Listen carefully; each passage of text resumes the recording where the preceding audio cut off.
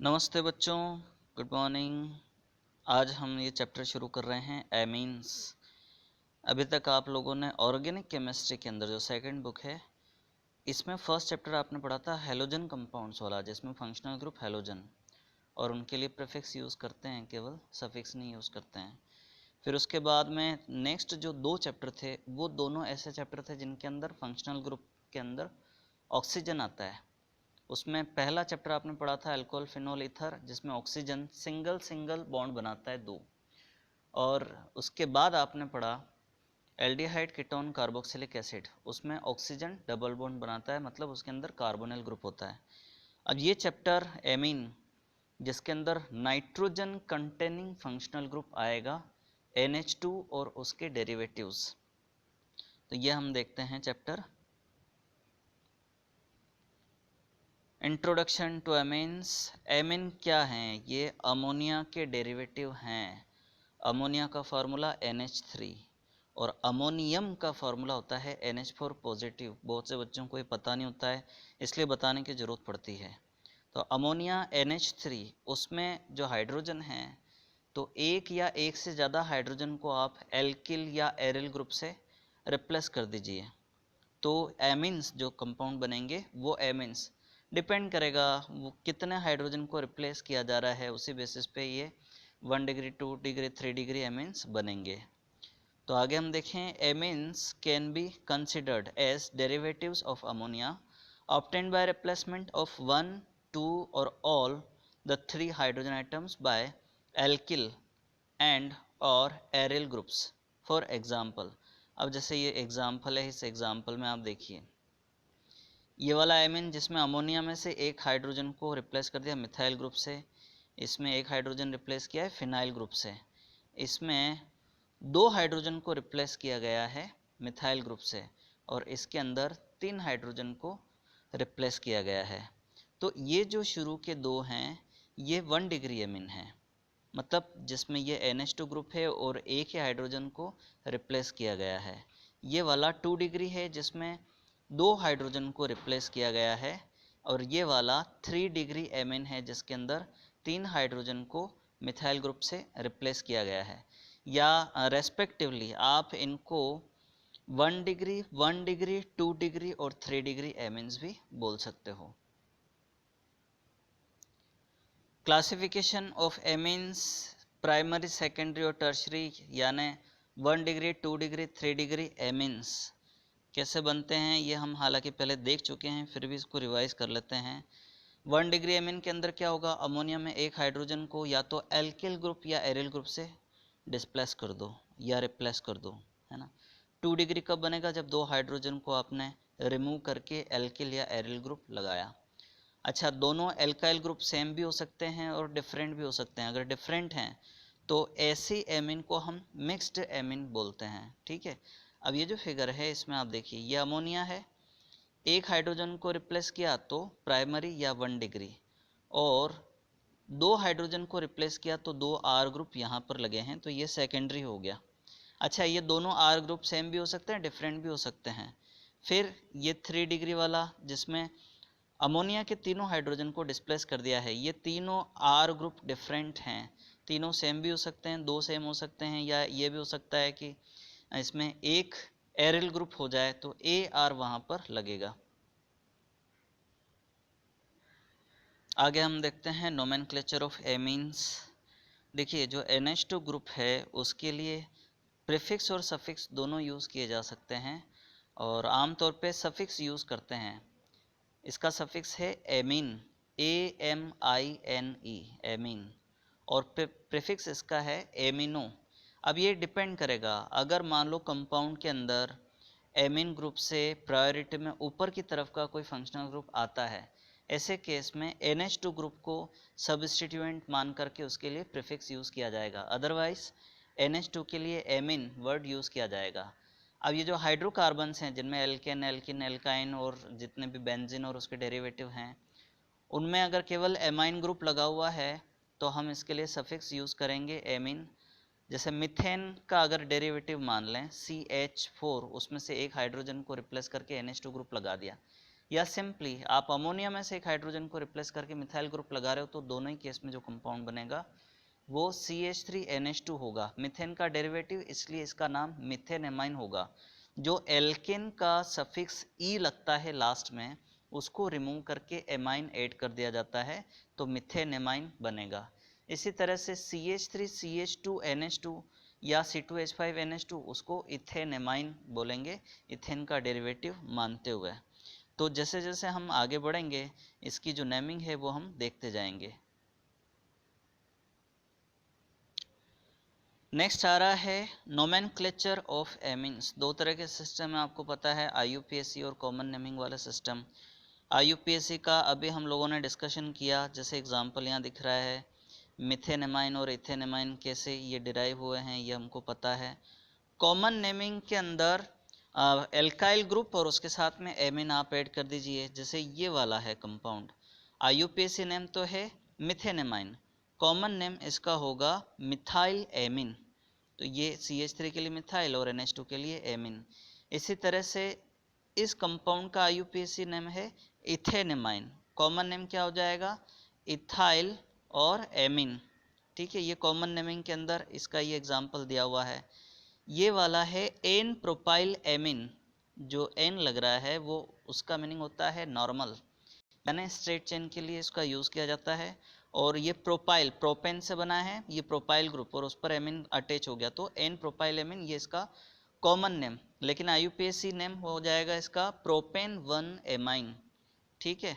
अच्छा, एक चीज़ का ये ध्यान रखना, अगर मान लो इसके अंदर ऐसा होता कि ये जो NH2 ग्रुप है अगर ये सेकेंड नंबर के कार्बन पर लगा हुआ होता तो इसका नाम हो जाता आइसोप्रोपाइल एमीन और IUPAC नेम हो जाता प्रोपेन 2 एमाइन। ठीक है। अब ये अगला कंपाउंड देखिए, ये इसका नाम है आइसोब्यूटाइल एमीन। हम लोगों ने पहले भी डिस्कस किया हुआ है कि इस तरह का ग्रुप कहीं भी मिलता है तो वहाँ पर आइसो वर्ड यूज़ किया जाता है। तो ये आइसो और उसके साथ में एक कार्बन और आ गया तो टोटल 4 कार्बन हो गए। 4 कार्बन के लिए ये ब्यूटेन का डेरिवेटिव मानते हुए आइसोब्यूटाइल एमीन इसका नाम हो जाएगा। अगर ये स्ट्रेट चेन होती कार्बन की तो इसका IUPAC नेम क्या होता, ब्यूटेन 1 एमाइन, कॉमन नेम क्या होता, एन ब्यूटाइल एमीन।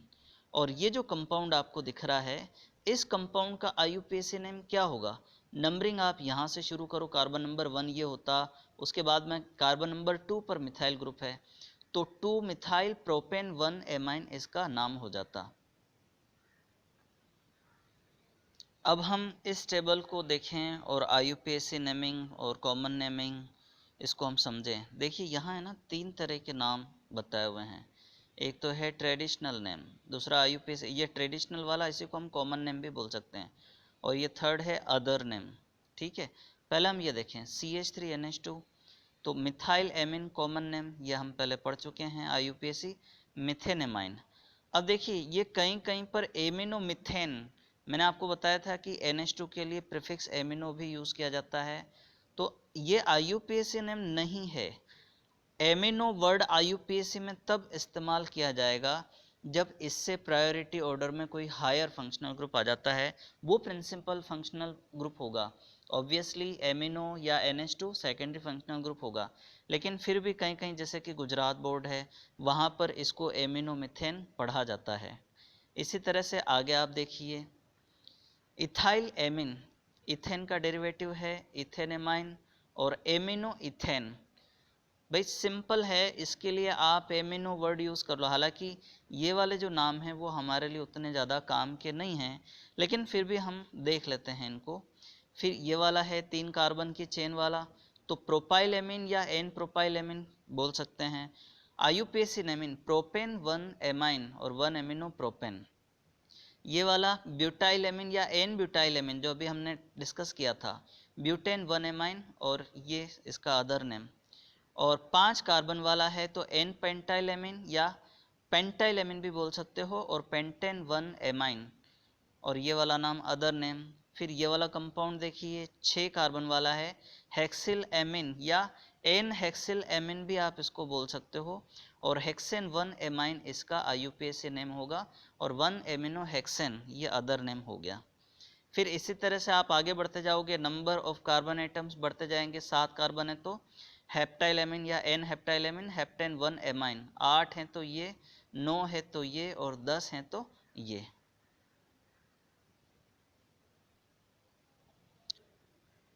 अब ये एनसीईआरटी की बुक से कुछ और हमने एग्जाम्पल लिए हैं। इसमें देखिए, ये प्रोपेन वाली चेन है और इस वाले कार्बन पर NH2 ग्रुप अटैच्ड है, तो इसका कॉमन नेम होगा आइसोप्रोपाइल एमीन, जो हमने अभी डिस्कस किया था आइसो वर्ड कहाँ यूज़ होगा, ठीक है। और IUPAC नेम प्रोपेन 2 एमाइन।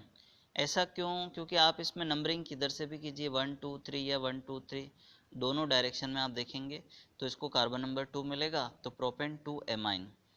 अच्छा, अब ये वाला देखिए, ये 2 डिग्री एमीन है। रीज़न क्या है? क्योंकि अमोनिया के 2 हाइड्रोजन को रिप्लेस किया है एल्काइल ग्रुप से, दोनों एल्काइल ग्रुप डिफरेंट हैं, ठीक है। तो ये दोनों ग्रुप कौन कौन से हैं? एक तो है इथाइल और एक है मिथाइल, तो इसका नाम क्या हो जाएगा? Common name ethyl methyl amine. लेकिन IUPAC नेमिंग में हमको ये ध्यान रखना पड़ेगा कि ये एमीन इथेनमाइन का डेरिवेटिव माना जाएगा। रीज़न क्या है? रीज़न ये है कि इसमें बड़ी चेन को सेलेक्ट किया जाएगा। तो आप इसको देखोगे जो सर्किल वाले पार्ट के अंदर है, तो ये इथेनेमाइन है, अब उसका डेरिवेटिव है, तो उसमें मिथाइल ग्रुप कहाँ अटैच है? नाइट्रोजन के साथ में। तो नाइट्रोजन के साथ अटैच है, इसलिए एन मिथाइल, और उसके बाद में बाकी वाला पार्ट है उसके लिए इथेनेमाइन वर्ड यूज़ किया। ये बात भी ध्यान रखना, IUPAC नेमिंग के अंदर वर्डिंग्स में गैपिंग नहीं होती है, ठीक है। अब ये वाला कंपाउंड देखिए, आपको साफ नज़र आ रहा है, ये 3 डिग्री एमीन है, तो सिंपली इसका जो कॉमन नेम होगा वो ट्राई मिथाइल एमीन होगा। लेकिन IUPAC नेमिंग में हम इसको मिथेनेमाइन का डेरिवेटिव मानेंगे। मतलब मिथेनेमाइन में हमने क्या किया, जो NH2 ग्रुप है उसके दोनों हाइड्रोजन को रिप्लेस कर दिया मिथाइल ग्रुप से, तो NN डाई मिथाइल मिथेनेमाइन इसका नाम हो जाएगा, ठीक है। अब ये जो अगला कंपाउंड आ रहा है आप इसको देखिए, ये भी 3 डिग्री एमीन है, और अगर आप ध्यान देंगे तो इसको जो लॉन्ग चेन को सेलेक्ट करते हुए या पेरेंट चेन मानते हुए इसको ब्यूटेनेमाइन का डेरिवेटिव मानेंगे, जहाँ पर कार्बन नंबर 1 पर एमाइन ग्रुप, अगर ये NH2 होता तो इसका नाम होता ब्यूटेन 1 एमाइन, लेकिन ये जो NH2 है उसके दोनों हाइड्रोजन को इथाइल ग्रुप से रिप्लेस कर दिया है, इसलिए इसका नाम क्या हो जाएगा? IUPAC name NN di ethyl butane 1 amine, और कॉमन नेम क्या हो जाएगा? NN di ethyl butyl amine. फिर ये जो लास्ट वाला आप देख रहे हैं, ये वाला कंपाउंड, ये एक तरह से आप मान लीजिए कि जहाँ डबल बॉन्ड लग रहा है, तो प्रेफरेंस हम जो फंक्शनल ग्रुप है उसमें इसको देंगे, तो नंबरिंग 1 2 3 इस तरह से होगी। तो इसके लिए ध्यान देना, ये वाला अनसेचुरेशन है, तो इसके लिए प्राइमरी सफिक्स यूज़ करेंगे और इसके लिए सेकेंडरी सफिक्स यूज़ करेंगे। तो IUPAC नेम क्या हो जाएगा? इसका टोटल कार्बन इसके अंदर 3 है, ठीक है। तो कार्बन नंबर 2 पर डबल बॉन्ड आ रहा है, तो प्रोप 2 इन और उसके बाद में 1 एमाइन। कॉमन नेम आपको ध्यान में रखना पड़ेगा इसका एलिल एमिन। अब ये कंपाउंड देखिए जिसमें 6 मिथाइलिन ग्रुप लगे हुए हैं और टर्मिनल पर 2 एमीन ग्रुप लगे हैं, तो कॉमन नेम इसका हो जाएगा हेक्सा मिथाइलिन डाई एमीन, और IUPAC नेम होगा, टर्मिनल कार्बन पर हैं, नंबरिंग आप कहीं से भी कर सकते हो, तो रेस्पेक्टिवली 1 और 6 पर एमीन ग्रुप अटैच्ड हैं, तो हेक्सेन 1,6 डाई एमीन इसका नाम हो जाएगा। फिर ये वाला आप फैमिलियर हैं, एनिलिन इसका नाम है, इसको एनिलिन IUPAC के अंदर एनिलिन और बेंजीन एमाइन भी बोलते हैं। ये वाला जो कंपाउंड है ऑर्थ्रोटोल्यूडिन, और यहाँ नाम दिया हुआ है 2 एमिनोटोल्यूइन, लेकिन मुझे ये लगता है कि ये नाम IUPAC नेम के पॉइंट ऑफ व्यू से ये नाम गलत होना चाहिए, क्योंकि प्रेफरेंस में जो एमाइन ग्रुप है वो ऊपर आता है सब्स्टिट्यूएंट और प्रिंसिपल फंक्शनल ग्रुप के फॉर्म में, और जो मिथाइल है उसके लिए जो प्रीफिक्स है मिथाइल ही यूज़ किया जाना चाहिए, तो ये होना चाहिए 2 मिथाइल एनिलिन इसका नाम IUPAC नेम।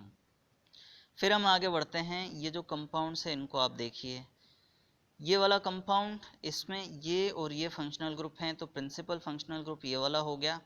और ये जो ब्रोमीन है पैरा पोजीशन पे लगा हुआ है, कॉमन नेम इसका पी ब्रोमो एनिलिन हो जाएगा। IUPAC नेम 4 ब्रोमो एनिलिन या 4 ब्रोमो बेंजीन दोनों ही हो सकते हैं। ये वाला कंपाउंड एनिलिन का ही डेरिवेटिव है जिसमें दोनों हाइड्रोजन को रिप्लेस किया है मिथाइल ग्रुप से। तो नाइट्रोजन पर 2 मिथाइल ग्रुप लग रहे हैं, इसलिए NN डाई मिथाइल एनिलिन। और देखिए ध्यान देना, यही नाम IUPAC भी हो सकता है और कॉमन भी हो सकता है, और ये वाला नाम IUPAC है और यही वाला IUPAC भी हो सकता है, दोनों ही हो सकते हैं।